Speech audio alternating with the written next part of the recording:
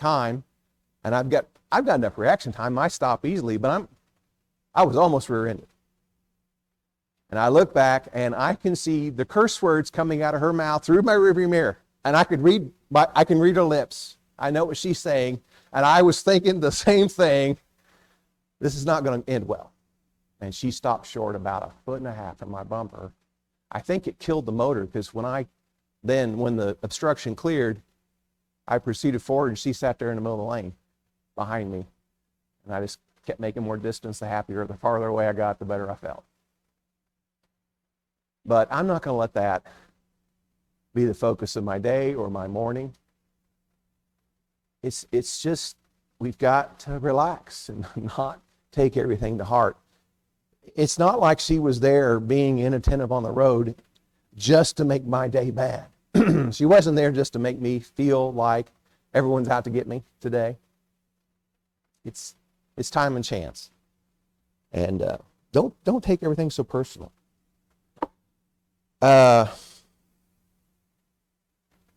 Ephesians chapter 5 is the reading, and he ends up skipping around in here a little bit, but ends up covering much of the chapter. I'm going to go ahead and read 15 through 21 to start us off. Ephesians 5:15. Therefore be careful how you walk, not as unwise men, but as wise, making the most of your time, because the days are evil. So then do not be foolish, but understand what the will of the Lord is. And do not get drunk with wine, for that's dissipation. But be filled with the Spirit, speaking to one another in psalms and hymns, spiritual songs, singing and make melody with your heart to the Lord, always giving thanks for all things in the name of our Lord Jesus Christ to God, even the Father, and be subject to one another in the fear of Christ. Walk wisely. Use your time well. There's kind of 6 points of living here, you might say. And I'm going to stop preaching here in a little bit and give you a chance to comment on some of these. Grasp God's will for your life. Grasp God's will for your life. What does that mean? In order to avoid foolishness.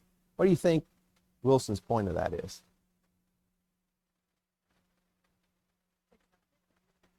Okay. Samantha says, accept God's will for your life. What else do you hear in that?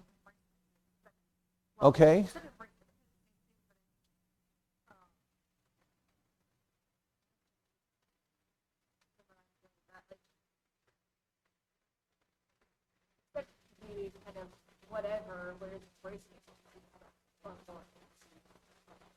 Okay, so a warm embrace of God's will for your life is to wrap your arms around it and comprehend it, but do so with a joyful attitude. That this is something that you not only know is commanded of you, but it's something that you welcome. It's something that you grasp onto, because you know it has fruits both in your relationships with anybody in the world, as well as it has the ability to make the present better and to make our future better.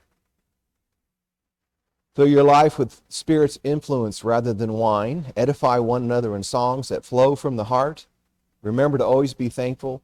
Live in humble subjection to others out of the respect for Christ. Respect for Christ, fear of Christ. Do you have other translations or thoughts on how to read verse 21? Be subject to one another in the fear of Christ. Is this Christ's fear? Is this Christ fearing something, or is it us fearing something? What's being outlined here? Samantha suggests it's us that are to be fearing.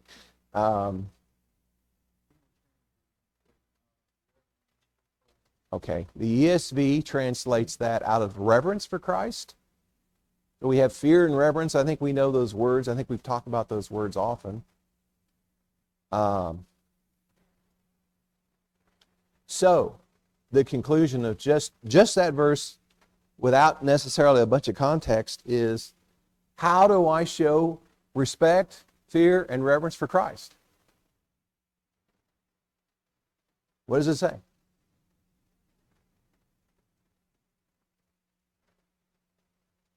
What's the most straightforward way to read that and put that into practice?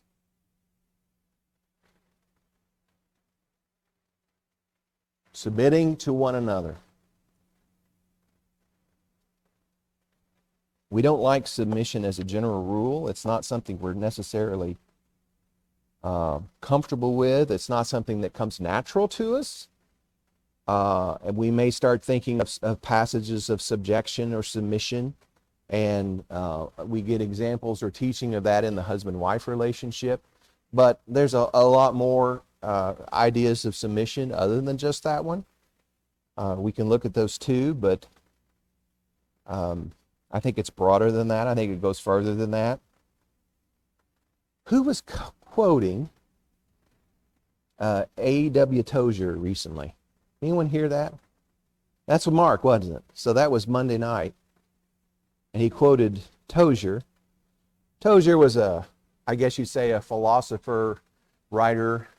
I found this quote attributed to 1961, so that's 60 plus years ago. Tozier says, God's holiness is not simply the best we know, infinitely bettered. We know nothing like the divine holiness. It stands apart, unique, unapproachable, incomprehensible, and unattainable.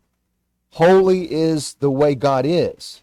To be holy, He is not conforming to a standard. He is the standard.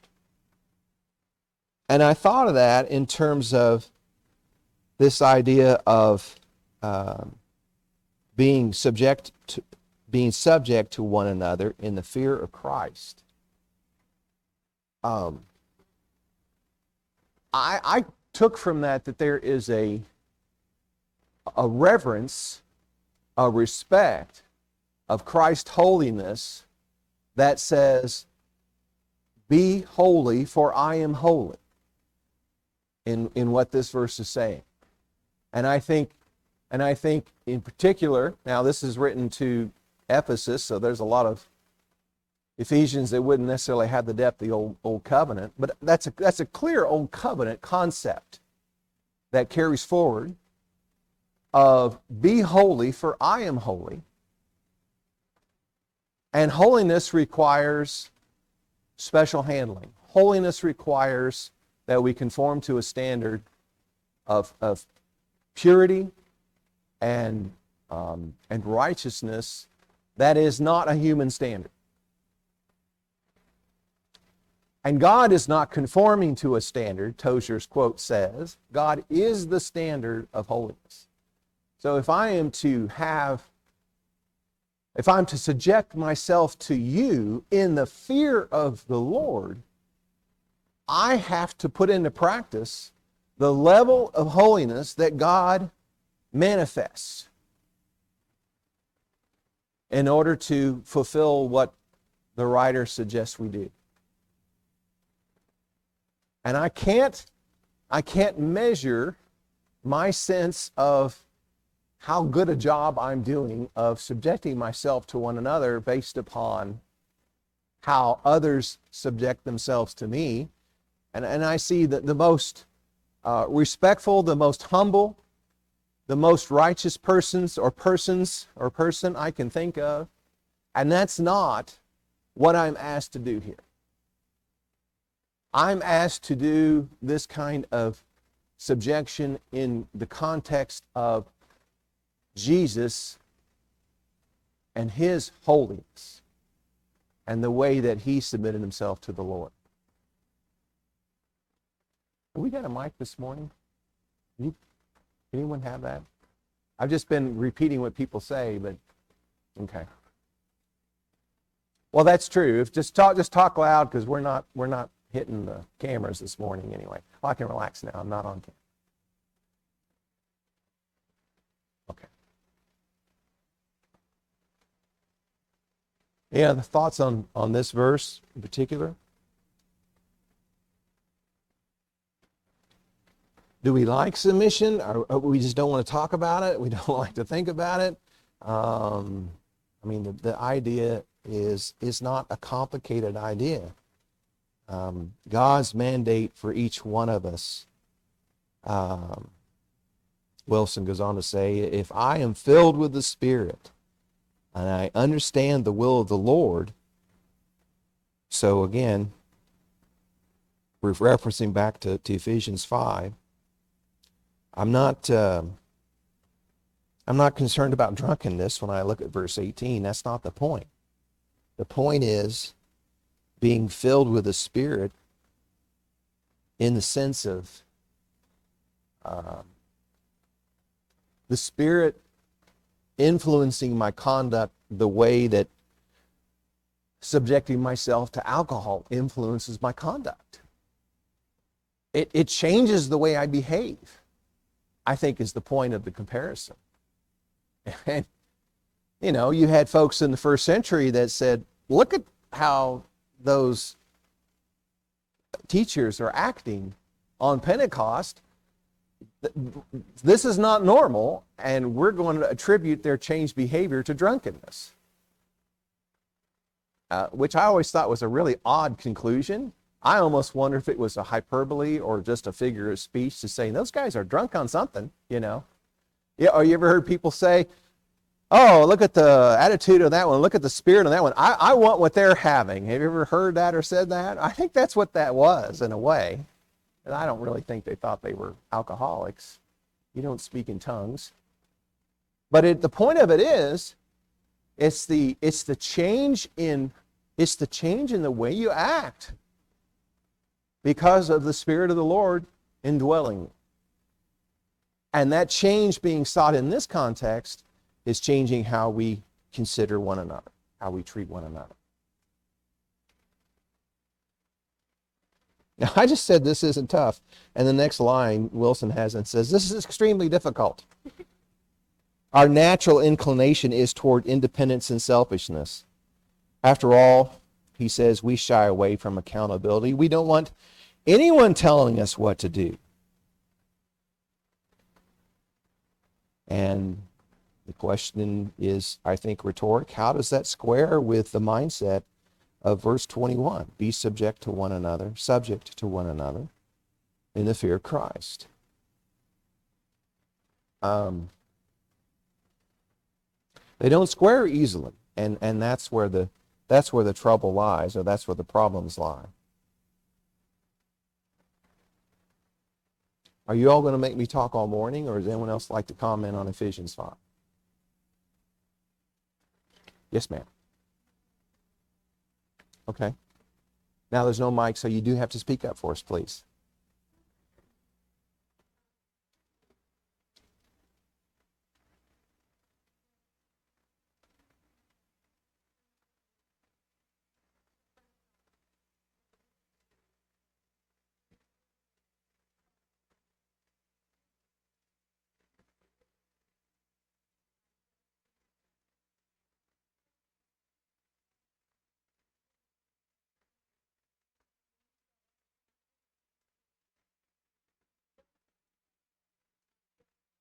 Right. Right.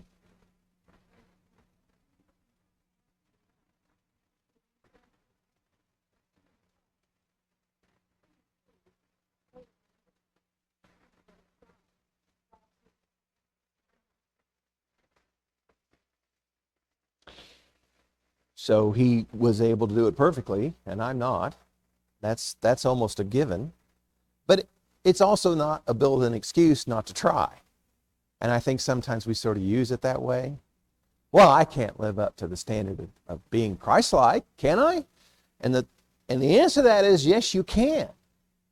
You could live that way. You're going to make mistakes along the way. But I'm going to suggest it's more you shall live that way, making mistakes along the way. I mean, if you already discount that standard is too high to reach, Joy says, you know, that's the measure. That is the standard. Going back to her comment and what the text says, or what Tozer said rather, not the text here.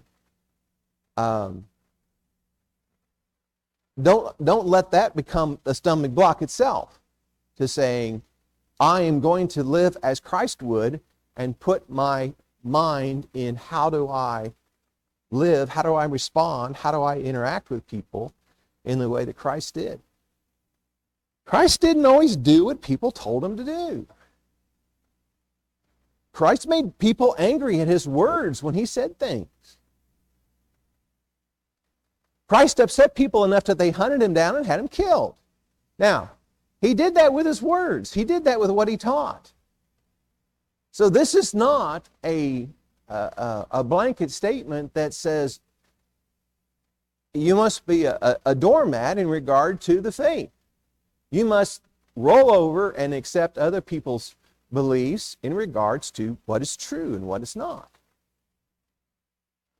But there's a whole there's a whole area of living, and it's pretty broad, in which it's not as important that I get my way as it is that I respect the will and the thoughts of other people. That's what I think that's what it's trying to teach us. And submission is in every relationship. It's in every relationship. I'd like to turn over to Hebrews 13 and look at that with you. And this is when I'm going to ask you some questions, and I need some answers. Hebrews 13.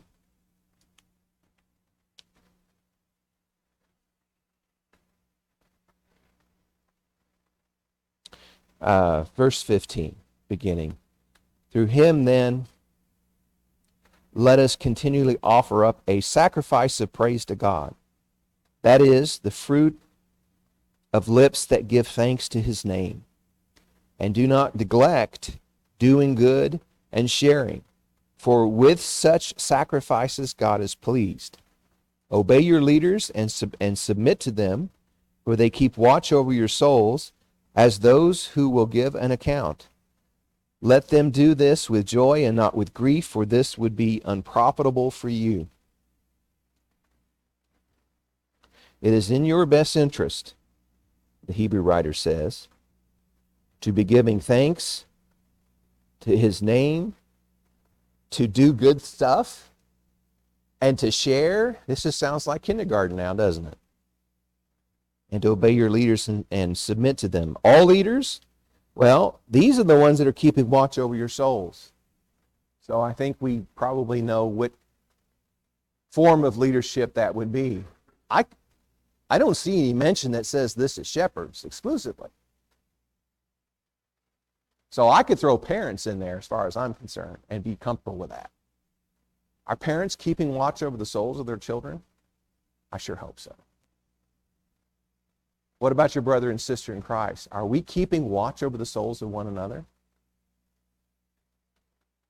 We don't have to have a title to do that, do we? You who are spiritual, restore such a one, a spirit of meekness. Is there any titles there? There's not. So don't just think in terms of shepherds, but I think you could put shepherds in here too. And I think you should. But I don't believe it's exclusive. That's my conclusion. I said I'm going to ask questions. Do you agree with that? You disagree with that? Obey your leaders. Well, I like the fact that I read that passage, I obviously think of shepherds, which isn't wrong, but I like that you mentioned the parents. I would not have thought of that with. Okay. So you're agreeing with me, Samantha, then? Yes. Okay. Wanted to make sure. How far does that go? Now here's the fun one. This is where it gets really tough. I think the example that Wilson uses is when there is a decision in the area of judgment and expediency. I don't always agree with each decision made. It does mean I respect their right to make that decision and I submit to their leadership. Now here's my question. How does Wilson narrow Hebrews 13 down to areas of judgment and expediency? Or is he expanding to that? Because in areas of the law, it's without dispute. I need to be submitting to Christ. if it's an area of a direct command, an absolute essential to Christian living, if that's the issue, then I don't have to worry too much about submitting to shepherds or parents. It's God I'm submitting to. But what about in areas of judgment and expediency? He says that you would submit in that case too. So let's explore that a little bit, because this is a fun question. Where do you draw the line on that? Yes, sir.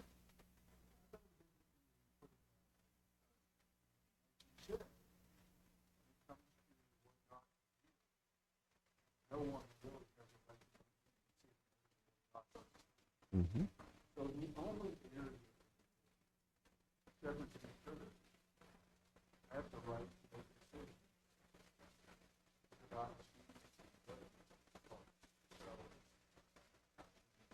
if we're looking at shepherds, the reality is they both are while the husband leading the family. The only area in which I have the right to make a decision is not exclusively revealed is an area of judgment or a matter of discretion. So submission is not about getting behind somebody just because they're doing exactly what the law says. It is a willingness to submit to the judgment and the decision and we have done this in a particular or corporate or congregational, really as a congregation of God or as a family or whatever it is. It's submitting to matters of judgment, not matters of the law. There are these laws. So I have a fresh perspective to look at it. Don't always recognize that's really the only area that those who are leading us have the right to make judgment. Mm-hmm. Mm-hmm. So I appreciate focus.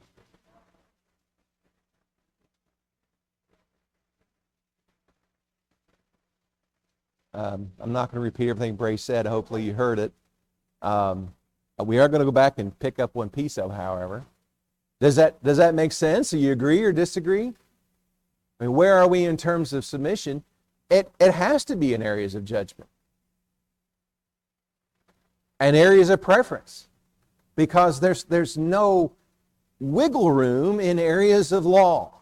I think to condense things down to the point here that Wilson's making and that we agree on is that's where you need to learn to submit to parents, to teachers at school. I took a D in public speaking. I was talking to someone the other day and they were like, "Oh, you're good at communicating and all." I said, "Yeah, I had a D in speech." And they're like, "What? How did you get a D in speech?" I wouldn't do one of the assignments. I thought it was silly and beneath me to do an assignment, a required assignment in the class, and I just told the teacher I'm not doing it. And that D in that speech class kept me out of advanced placement English for 2 years.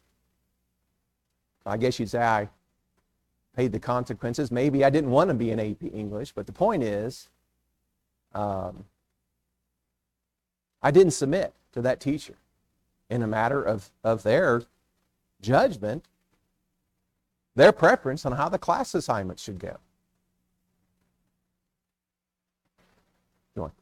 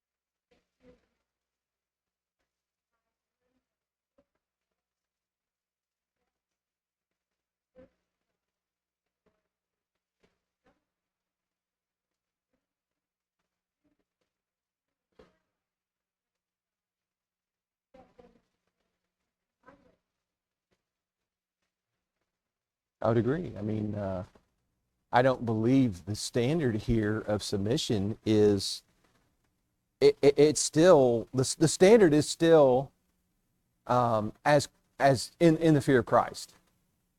So I have to respect there's an ultimate authority beyond any perceived authority in whoever might be trying to influence in me.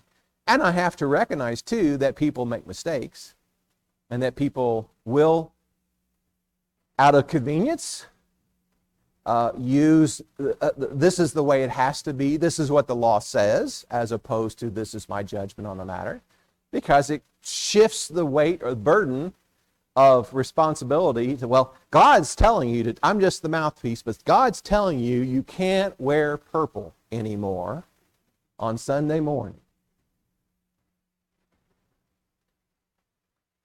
You can't drive a red car because red is the color of the devil and red cars are disrespectful to God. Now, you think I'm making that one up. That one's been taught before. And you thought I was making that up, didn't you? That's a matter of judgment. Are there some principles in judgment over what color your car is? Maybe. Possibly. I mean, with a stretch, I might be able to come up with something. There's some bumper stickers I probably would suggest you not put on your car, I can tell you that. But as far as a red car or a red outfit being disrespectful, someone's got red on this morning. Pat's got a beautiful red blazer. And I'm not going to look at her and say, Pat, that is the color of the devil. How dare you wear that on Sunday morning? That's crazy. I mean, I think that's crazy to suggest that that's using a principle of God. I don't believe it is. But it's been done, to Joy's point. It's been done, and in areas of judgment that are more severe than that, and have been more harmful long-term to people's psyche than that. It's been done. And I hope it's not being done here. I hope it's not. It's not my intention to do that. Now, I said we will circle back. So Brace has already had a chance to forget what he said so that I can come back and say, I need you to say again, because I thought I heard you say that in regards to the shepherds in particular, in this area of judgment, that those were in areas of congregational decisions or something to that effect. So if I'm the shepherd and you're one of my sheep and I come and I give you an opinion, a judgment, but it's not impacting the whole congregation. It doesn't say submit to those who have trust over your souls only when it affects the whole church, does it? It doesn't say that. Has Brace always submitted to my opinion? I won't make him answer that question. Have I always submitted to the opinions of other people? I will say, no, I do not always submit to the opinions of other people. I myself am too opinionated to do that. So where do we draw the line? How do we draw the line?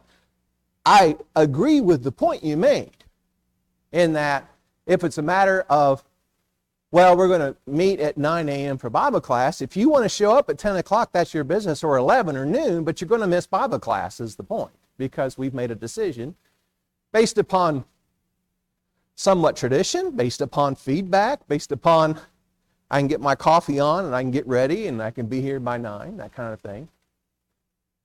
So where do we draw the line in terms of those who entrust over your souls? That's parents. Now, you did, I think in the way you said it, recognize that the parental discretion does have its place in the home, but my parental discretion doesn't have a place in your home, and your parental discretion does not have a place in my home. Can we still share ideas in regards to parenting? Sure. With respect, with humility, and we get accused of this sometimes. Alice and I get accused, yeah, but your kids were perfect. We have evidence that's not true. Okay? Sorry, Andrew, they weren't perfect all the time. They weren't perfect. okay? We enjoyed our children when they were younger. We enjoy them now. We've been very blessed in that our children have looked to please. But I think that's the point, too, in all of this, is we went back to this idea of the way we subject ourselves in the fear of Christ. They didn't subject themselves to their parents because they thought we were going to beat them. They subjected themselves to their parents because they loved their parents. And that kind of subjection also yields a lot more tenderness and a lot more forgiveness on our part when things didn't always go like we'd hoped they would go. When they subjected out of fear of punishment and they tried to hide what it is they've been doing or have done,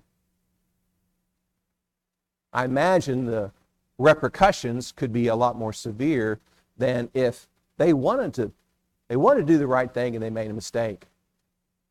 And they were truly sorry. Not that they got caught, but they were truly sorry that they disappointed their parents.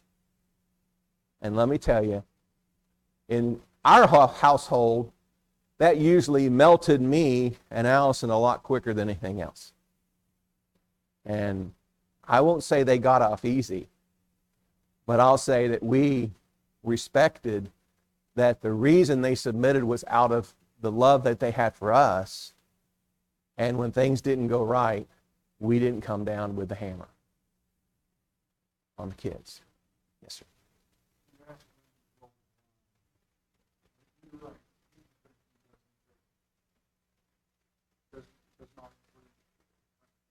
Mm-hmm. But I do think there's somewhat why. But as far as our individual relationship, you're right. I have to right. Maybe I feel like I have responsibility to my direction you're going on. Directly contrary to the will of God. I have a responsibility to share that. I think the line is wrong there. When what you're sharing with me impacts me in my position, it doesn't impact you. I have the right to decide to go with what suits me best, or to go with the direction I want to. When what you're sharing with me is a judgment may impact you or someone else in a negative way, you know that. Mm-hmm. And I do think my responsibility is to submit, not because I necessarily agree with you, but because I don't want to interfere with you. So I think where your judgment impacts you or someone else, it's important for you to be willing to say. Where it's just a matter of you sharing something with me that you are afraid it's going to negatively impact the walking with my family. You know, I think if that opens, I have to decide to go with your judgment. So I think that's what we're on. Okay. How does it impact? Who does it impact? Mm-hmm. Because if it impacts others, then this principle applies. I have a responsibility to put others' needs ahead of my own. In as much as it does my own. Mm-hmm. I would say that. Well, we are out of time. I like that distinction, and I support that distinction. I'd just add one piece to that. In terms of your discretion to refuse my advice, the problem may not be in the advice at all. The problem may be in the fact that my advice comes from a position of knowledge that's different than your own regarding the circumstances.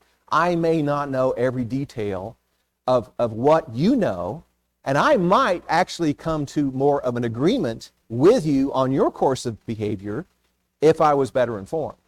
And so I think that's important to remember too. It's not that but to support what you also said, if it's because I want to manipulate your family or conform you to some view of what I think it ought to be, you have to consider the motivation. And you won't always know that if I'm coming to you to advise you on something. You won't always know that. But I think that's another reason why you may have to weigh the merit of the advice against What impact does this have on just my family, the entire family of the body of Christ, maybe even my reputation in the community?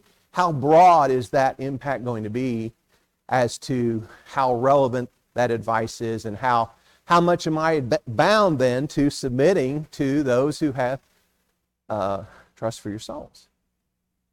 And I think it's right for us to kind of get into the nitty-gritty on a question like this, because if we don't have somewhat similar expectations, if I say something and I admit I'm kind of flippant sometimes, I kind of fire things off the cuff, and sometimes it's my own twisted sense of humor that I do that. But you hear something like that and you're going, I need to think about that some more. And you think about it. Just because someone has an opinion doesn't mean it's binding, even if it's a shepherd or someone else you respect. You need to explore. You need to dig a little deeper. You need to understand the relationship better. How was it intended? How was it delivered? I mean, human interactions are just complex, and I don't know how to get around that. And we spend a lot of time trying to figure out what it is that was said when we heard the words, but now we're trying to go, yeah, but what did it mean, right? What do they mean by that? Well, did they mean what they said? Are people liars? If my body language is saying one thing and my words are saying something else, yeah, we sometimes are deceiving ourselves in the way that we communicate. All right, good discussion on the point in Hebrews 13, and I want to pick up then with 1 Peter 5. So that's about the second paragraph on page 63 for you keeping score at home.